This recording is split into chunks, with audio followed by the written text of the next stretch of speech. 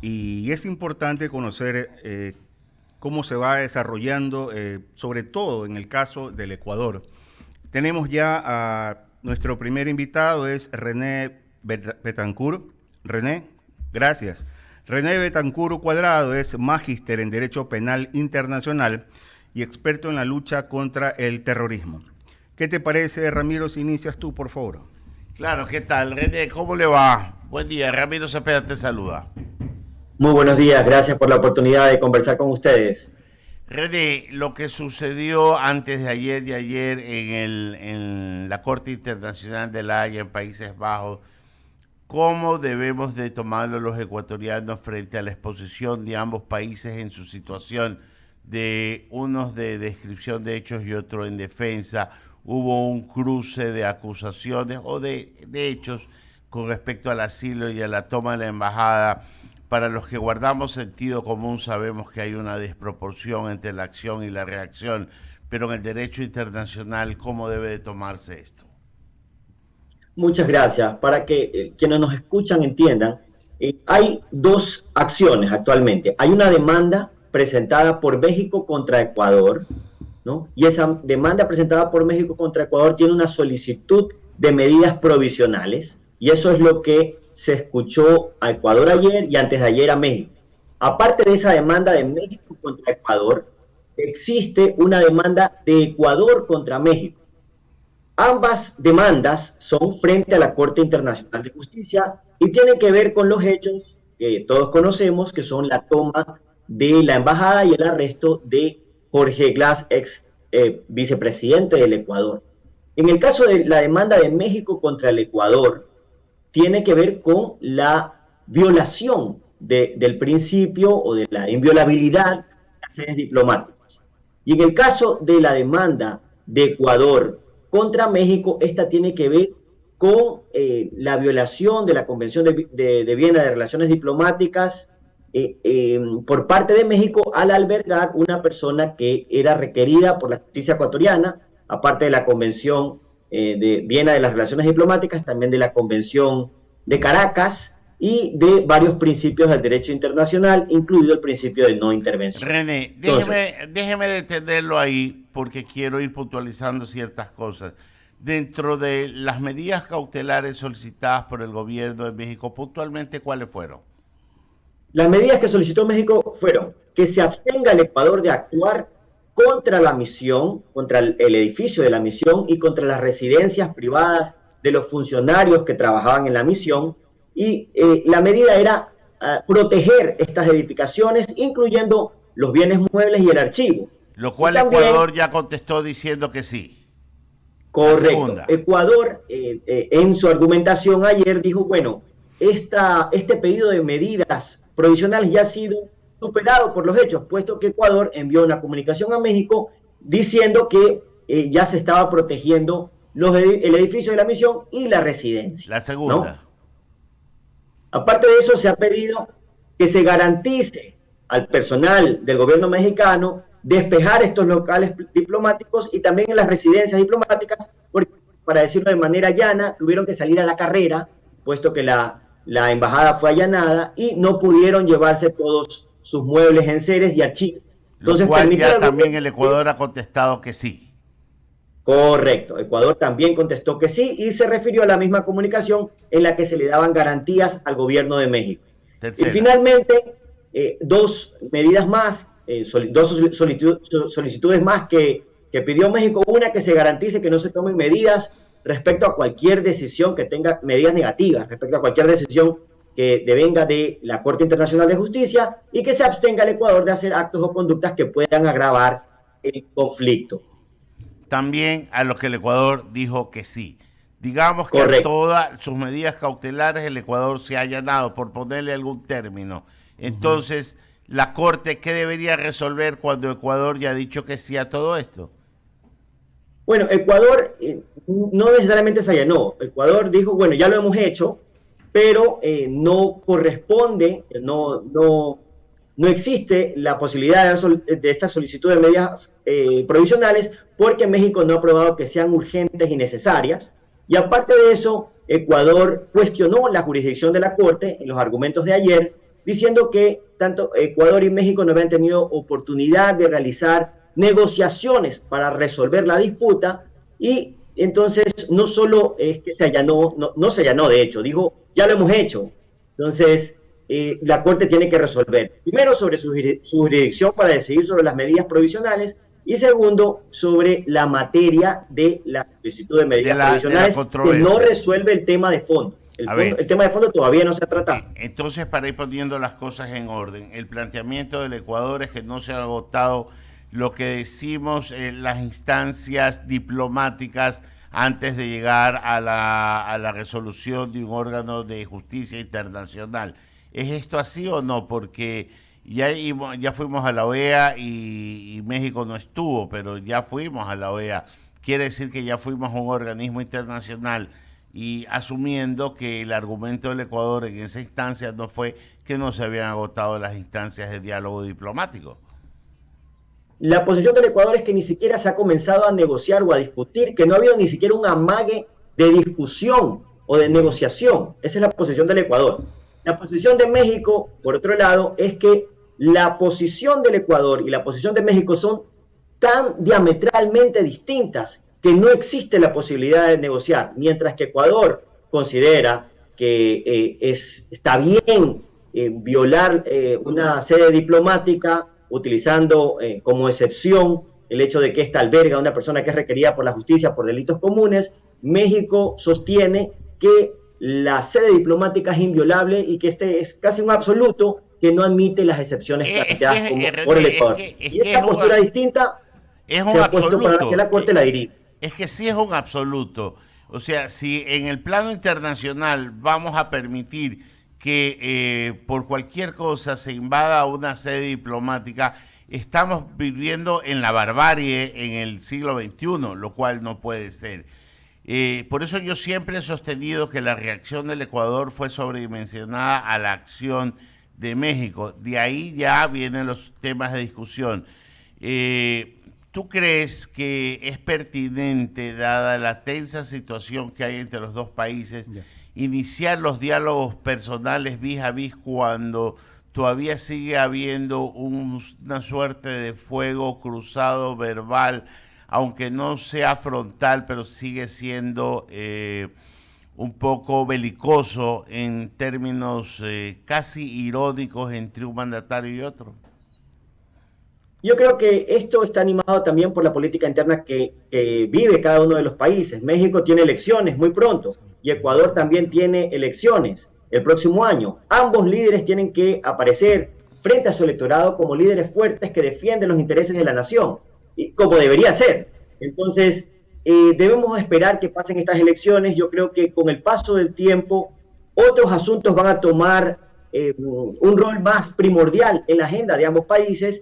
Se va a poder conversar. Yo creo que idealmente se podría llegar a una situación como cuando hubo la incursión en Angostura, en donde la Corte Internacional de Justicia no decidió la materia, sino que ambos países pudieron sentarse a conversar y llegar a una resolución extrajudicial, si se quiere. Correcto.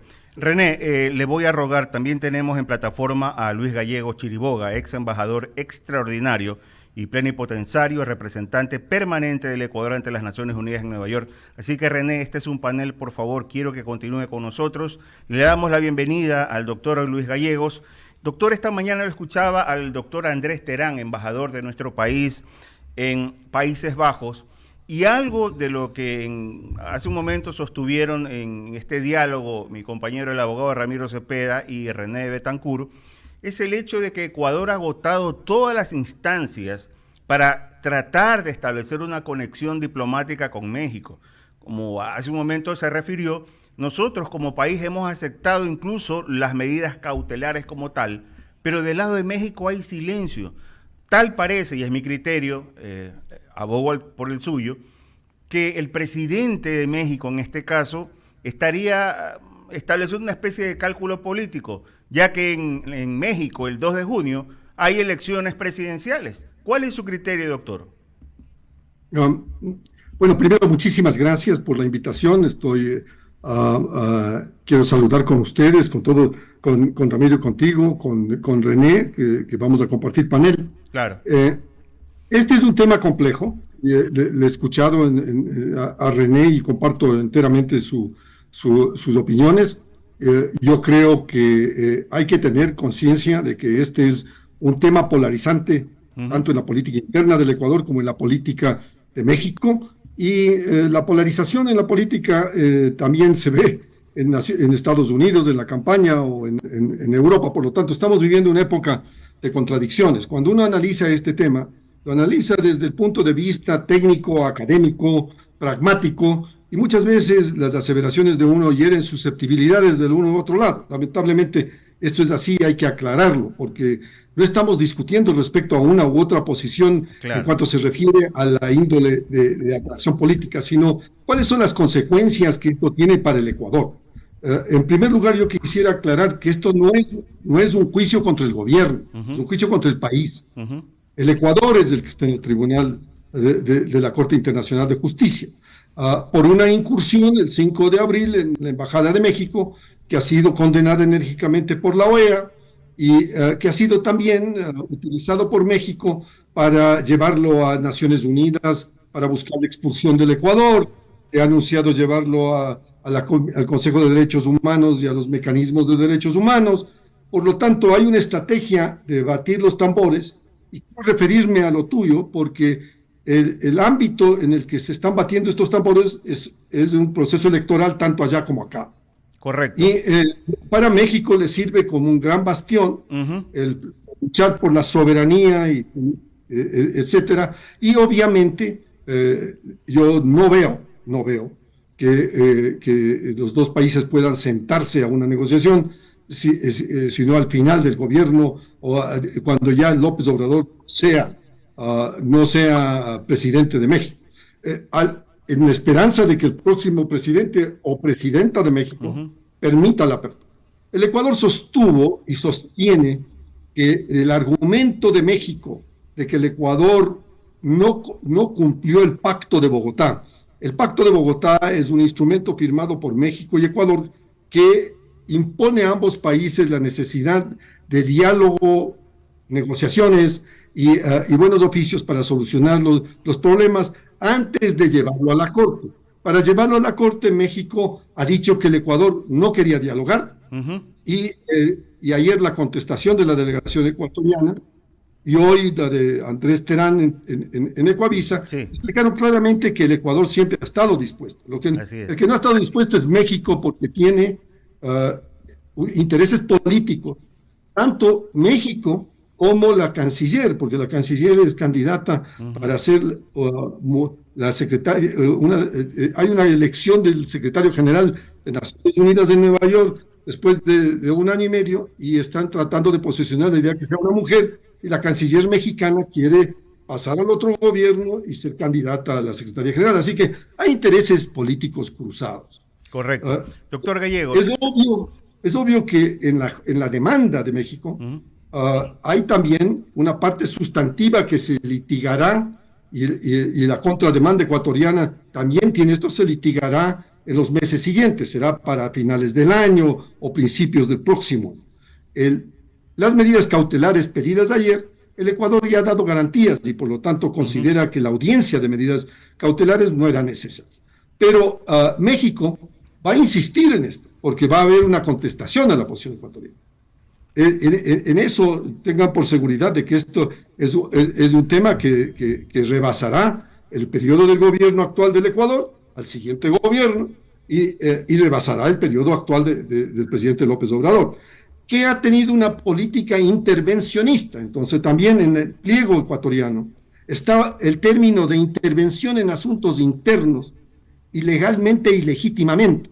El señor López Obrador lo ha hecho esto no solamente con el Ecuador, lo hizo con Bolivia en su momento, lo hizo con Perú en su momento, y está acostumbrado a tener esta liviandad de meterse en los asuntos que no le son pertinentes. Correcto. El Ecuador también sostiene que es importante llegar a una solución de este asunto, que es extraordinario lo que ocurrió, que no va a volver a ocurrir, porque tenemos en el fondo intereses importantes. ¿Cuáles son los intereses importantes? El primero, el humanitario. Nosotros tenemos más de 100,000 ecuatorianos que atraviesan México en su camino de migrantes a Estados Unidos. Esos migrantes están sometidos a chantajes, a secuestros, a las bandas narcotraficantes, a los traficantes de personas, a violaciones, a muerte. Y no tienen protección consular porque al romper las relaciones no tenemos consular. Tenemos un problema gigantesco, que ha afectado al Ecuador y que ha afectado su seguridad interna por el narcotráfico. Aquí están activas bandas mexicanas para proveer 1.000 toneladas de cocaína al mercado americano. Y Colombia produce 2.000 toneladas de cocaína y las otras 1.000 toneladas van al mercado europeo. Por lo tanto, tenemos una demanda de 2.000 toneladas que equivale a más de 250.000 millones de dólares.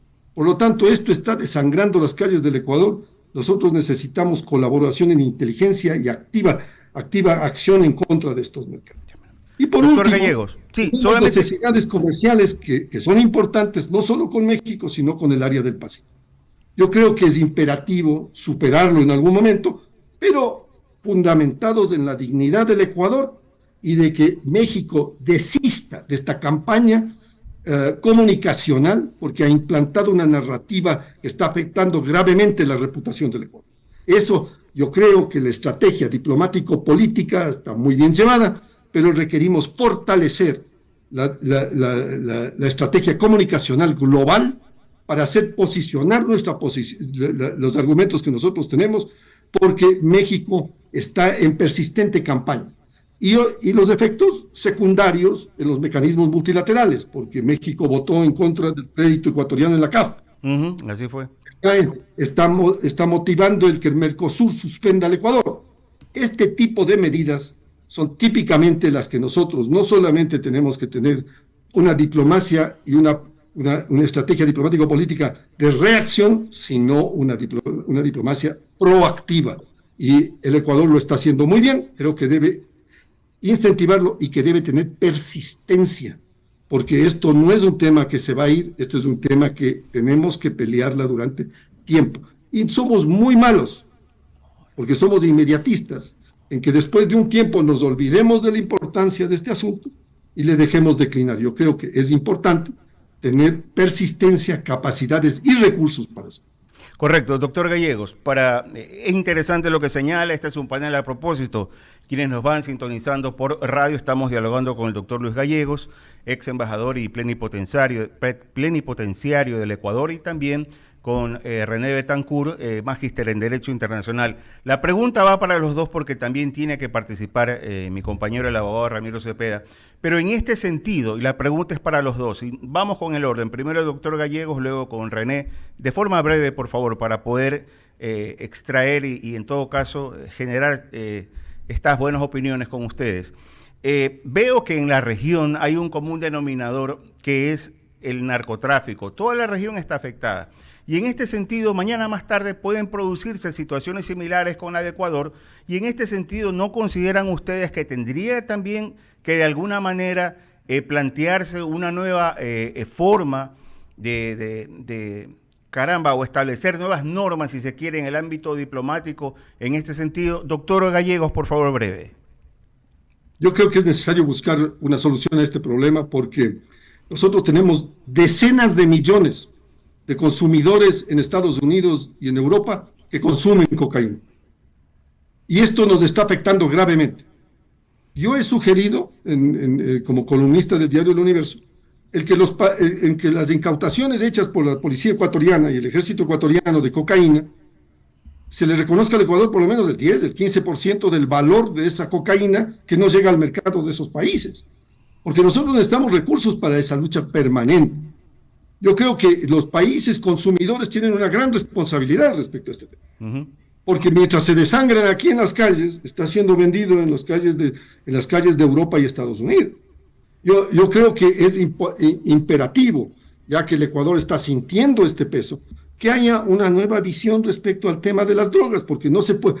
Colombia ha estado en esto 40 años y mediante el mismo mecanismo no ha solucionado, sino que desde el 2019 que producía 1.000 toneladas, ahora que produce 2.000 y pico, se ha incrementado al doble. Entonces algo no está funcionando.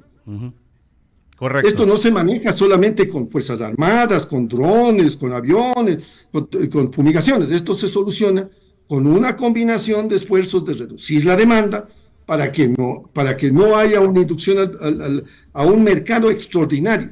Se puede hablar de legalización, se puede hablar de otros temas.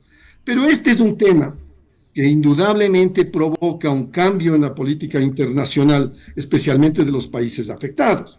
Porque esto no solo afecta al Ecuador, afecta a todos los países de la región.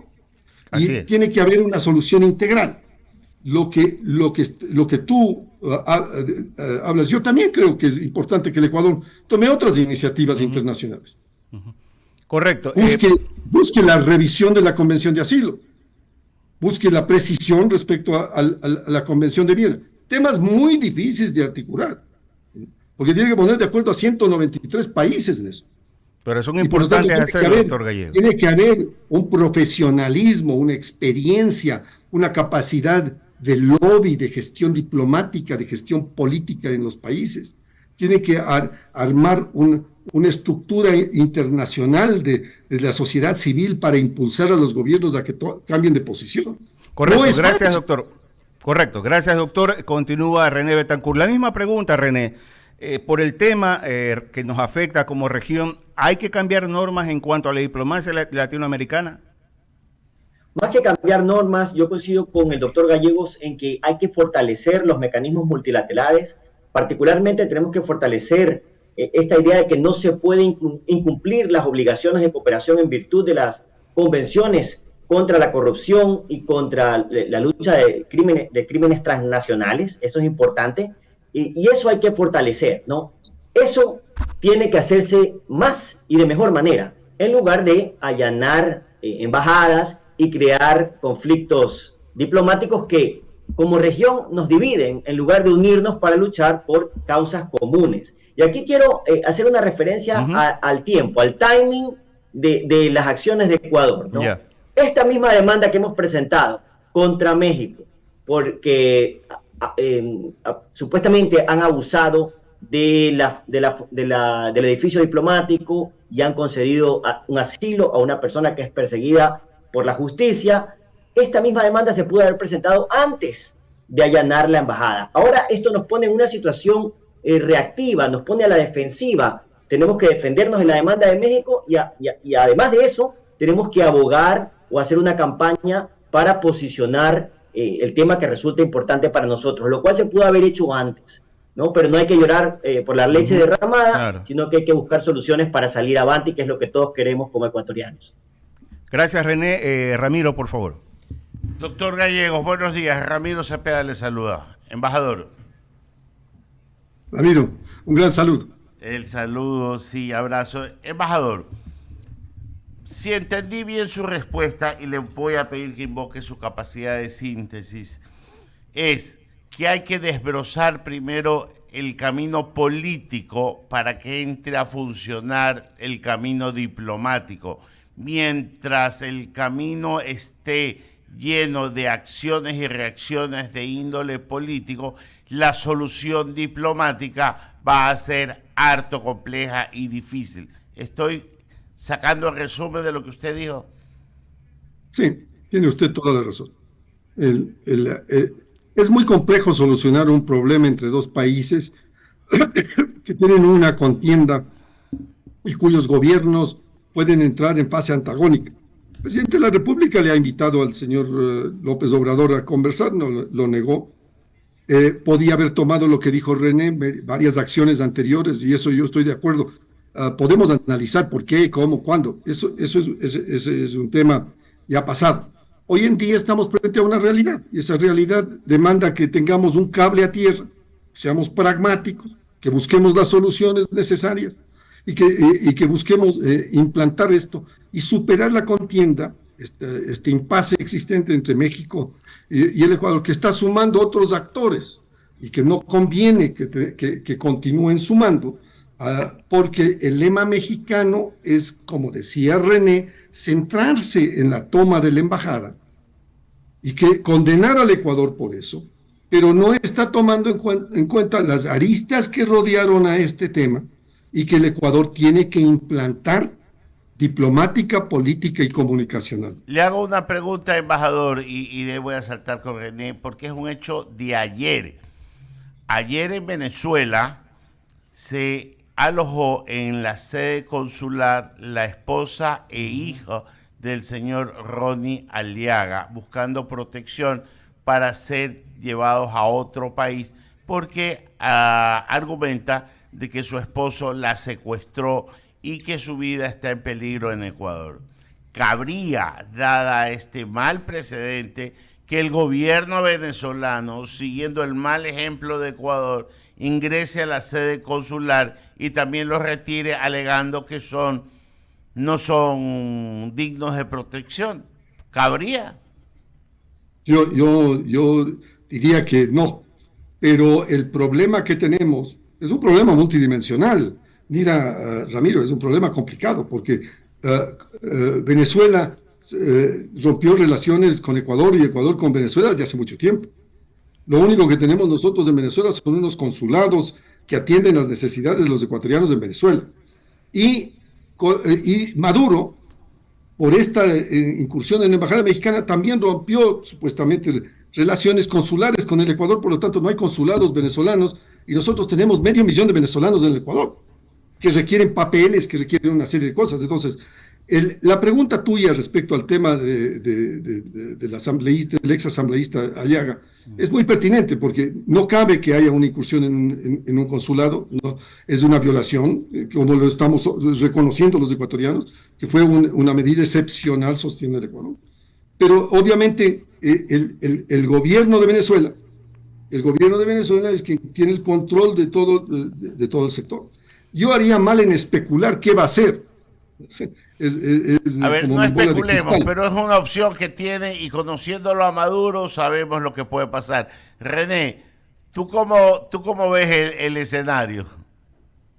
Yo creo que es importante entender cuáles son las tendencias en América Latina y una de ellas es lo que se conoce como el lawfare, que quiere decir que se recurre a este patrón de crear cargos criminales, más a menudo de lo que se cree, cargos de corrupción que se presentan tanto contra funcionarios ejecutivos salientes como contra líderes de oposición. Entonces, esta es una cuestión que trasciende las líneas partidistas. Por ejemplo, mientras México ha otorgado asilo a Glass, expresidente, líder del socialismo del siglo XXI, el gobierno, por ejemplo, de Milei, que está vinculado a la derecha en Argentina, extiende un asilo diplomático a líderes de oposición venezolana en la Embajada de Argentina en Caracas. Entonces, esta es una cuestión que trasciende las líneas partidistas y que va a requerir una profunda reflexión de los países de la región. Embajador Gallegos, a mí me salta eso. Yo siempre digo, piensa mal y acertarás, y termino acertando porque el ser humano es así. Yo veo y visualizo a la Corte Internacional de La Haya esperando que se despolitice el tema para ellos entrar a resolverlo en instancias diplomáticas. Y eso sucederá si el pueblo mexicano elige a un presidente o presidenta distinta tendencia de la que tiene ahora. Y acá en el Ecuador, probablemente si se mantiene o se elige a alguien de distinta tendencia o distinto presidente en el Ecuador. Pero uno de los dos actores tiene que cambiar para que esto pueda seguir adelante. ¿Estoy en lo correcto? Sí, ahora mira, en mi experiencia, inclusive con los mismos gobiernos se logra una solución porque hay intereses mutuos. Yo no descarto la posibilidad de una negociación. No veo como tú, yo aprecio igual, que durante la presidencia del gobierno de López Obrador se pueda solucionar una negociación con el gobierno de Ecuador. Hay mucha irritación en ambos países. Yo creo que mientras suceden los tiempos en la Corte, como tú decías, pueden haber negociaciones preliminares. Y eso es lo que invocó el Ecuador ayer. El Ecuador dijo que estaba abierto a una negociación y depende de la respuesta de México. Yo también creo que México en este gobierno no va a tener esa respuesta, sino que va a continuar en módulo de ataque porque le conviene políticamente internamente. René, y yo lo invito a hacer un ejercicio intelectual. Ya supongamos qué puede estar sobre la mesa de negociación para ambos países. ¿Qué pretensión podría tener México y qué pretensión de esas podría ceder Ecuador. Hagamos un ejercicio, porque no especulando, sino viendo sobre el tapete qué le interesa a México para pedir como remediación del daño o de la afrenta internacional de la que fue objeto su embajada. Yo creo que la cuestión hoy por hoy es más reputacional que económica o financiera, ¿no? Ecuador ha sufrido un daño importante a nivel reputacional y eso es lo que el Ecuador quisiera reparar, ¿no? Y yo creo que lo que la Corte podría ordenar sería, por ejemplo, que se devuelva la situación a la que estaba antes de la incursión de la fuerza pública ecuatoriana, que se le pague a la embajada, al gobierno de México, los daños que ha sufrido su sede diplomática. Eso podría ser. Ahora, yo creo que es importante, y lo digo como estudioso del derecho internacional, que se vea la jurisprudencia internacional. Entonces, tenemos dos temas aquí importantes. Uno, el principio de no intervención, que es lo que alega Ecuador, y por otro lado tenemos la inviolabilidad de las sedes diplomáticas. La jurisprudencia no está de nuestro lado. Si vemos, por ejemplo, el único caso que ha visto la Corte Internacional de Justicia en la que una embajada fue invadida o allanada es el caso de los rehenes de Irán. Cuando estudiantes que estaban protestando en Teherán entraron a la embajada, la fuerza pública iraní los dejó entrar a la embajada estadounidense en Teherán y tomaron rehenes. Ese caso fue llevado a la Corte Internacional de Justicia y la Corte falló a favor de Estados Unidos. Irán debía proteger la sede diplomática. Ahora imagínense cómo va a analizar o cómo va a evaluar el caso de Ecuador cuando es no personas privadas, sino el Estado mismo, con su fuerza pública, quien allana la sede diplomática.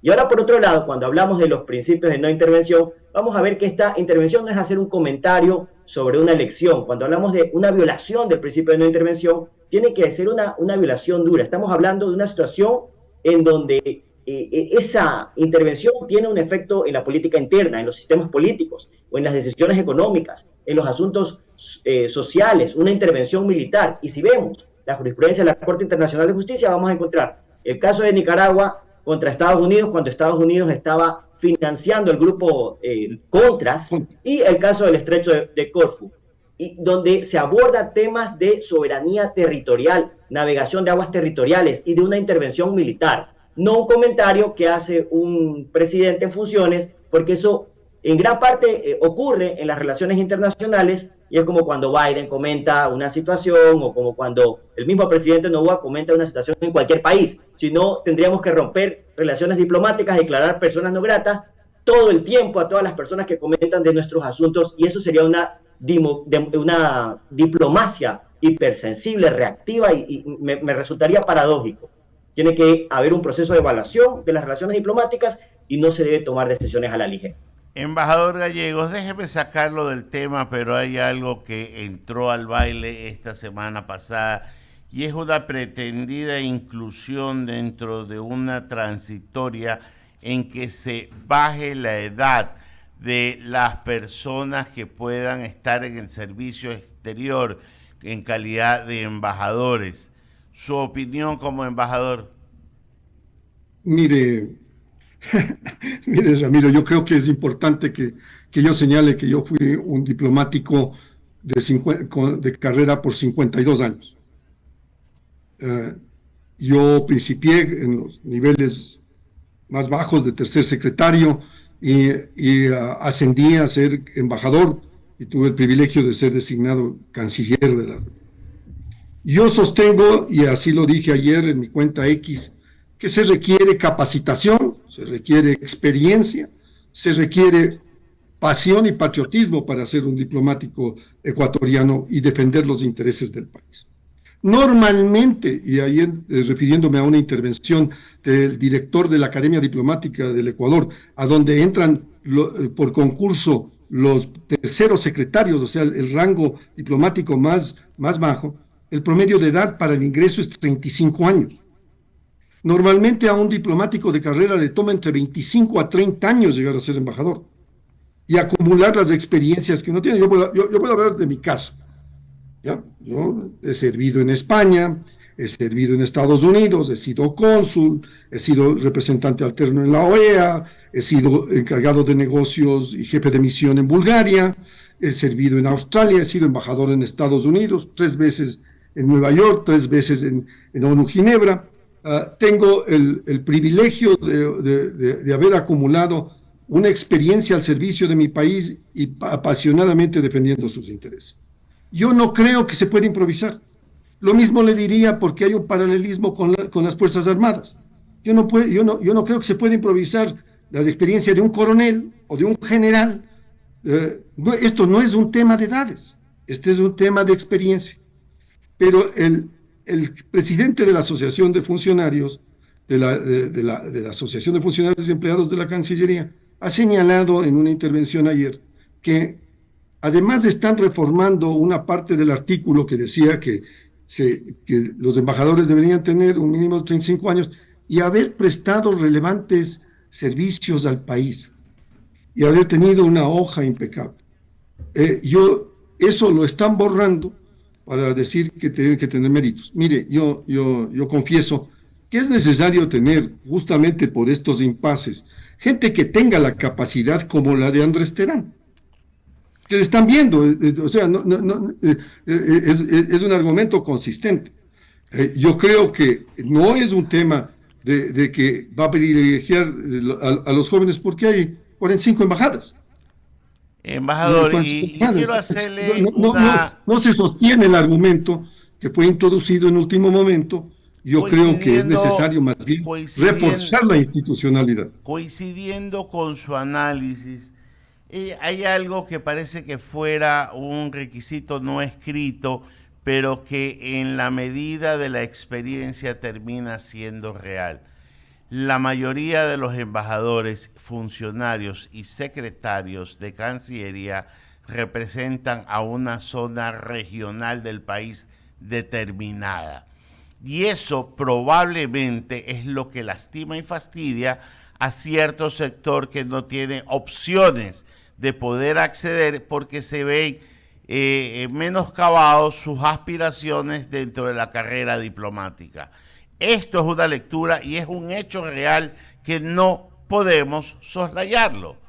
¿Cómo arreglar esto para que, empatando el derecho que tienen todos los demás de otras regiones a acceder a la carrera diplomática, no se vean diezmados por esta regla no escrita que le estoy diciendo? Perdone, se me está cortando el internet por las fluctuaciones, pero yo coincido contigo. Mira, Ramiro, yo coincido contigo que debe haber una diplomacia que represente al país en su integridad. Lo que pasa es que el sueldo de un tercer secretario en Quito no es conmensurable con un sueldo de alguien que traiga a su familia desde Manta, desde Esmeraldas, desde Guayaquil. Yo tengo una serie de jóvenes profesionales que quisieran ser diplomáticos y cuyo sueldo no le alcanza para vivir. Tiene que mejorar las condiciones, lo cual implica reconocer esos valores. Yo sí creo que lo que tú dices es importante. Yo también creo que ha habido figuras recientes, inclusive para no ir a Leopoldo López Benítez, a quien yo tuve el privilegio de conocer, o a los Gonzalo Alcíbar, a eminentes, a José Rafael Trujillo, a los eminentes guayaquileños que han sido embajadores y representantes del Ecuador. Yo veo a Hernán Pérez, que fue embajador en la ONU con distinción, en un término de personas que tienen una eminente capacidad y que pueden acoplarse en el manejo del Consejo de Seguridad, inclusive. Yo creo que hay personas como Carlos Estarellas, como tantos guayaquileños de la Academia Diplomática de la Escuela de Diplomacia de Guayaquil, que tranquilamente podrían ser brillantes diplomáticos nombrados de carrera, pero tienen la experiencia, tienen las credenciales académicas, tienen lo que tiene René, que es un conocimiento adquirido del tema y que resulta fácilmente un estupendo representante. Yo creo que es importante que cuando se defina un tema de una designación política, se tome en consideración el aporte de esa persona a la academia, a la profesión, gente como expresidentes, como Durán Ballén, son personas que acreditan. Alfredo Pareja Díaz Canseco tenía no solamente una carrera literaria, sino una carrera diplomática. Y me voy a permitir contarles una anécdota de Alfredo Pareja, si me permite usted, mi querido Ramiro. Sí. Alfredo Pareja llega a ser canciller de Roldós y estaba allí. Y él me contó esta anécdota, ¿no? Y le llamó supongo que el ministro de la Defensa, le llamó un ministro que tenía algo que ver con defensa. Y le dijo, don Alfredo, ¿podría usted nombrar a Julano X al consulado en tal sitio? Entonces le dijo, claro, cómo no, encantado. Y usted podría nombrar al comandante del batallón en Zarumilla a tal. Entonces el otro le dijo, no, es que para llegar a ser comandante del batallón en Zarumilla se tiene que haber pasado por escuela militar, ascendido a teniente y después a capitán y después Entonces le dijo, entonces tú comprenderás por qué te voy a decir que no puedo. Claro, clarísimo. René. Yo creo que es una buena anécdota de un... Sí. ¿Cuál es su opinión, René, sobre la misma pregunta? A lo mejor usted es víctima de lo que yo le estoy diciendo. 100% de acuerdo con el doctor Gallegos y con usted, Ramiro. Creo que es importante que se apoye a los jóvenes, que haya mentorías y capacitación para los diplomáticos jóvenes, pero cuando hablamos de un embajador, necesitamos una selección cuidadosa que tenga en cuenta la competencia y la habilidad diplomática de ese individuo, porque hay riesgos asociados con tener embajadores jóvenes o faltos de experiencia, falta de experiencia diplomática, percepción de falta de credibilidad con otros pares, embajadores de otros países o en organismos multilaterales, falta de conocimiento sobre el protocolo diplomático y sobre el derecho internacional.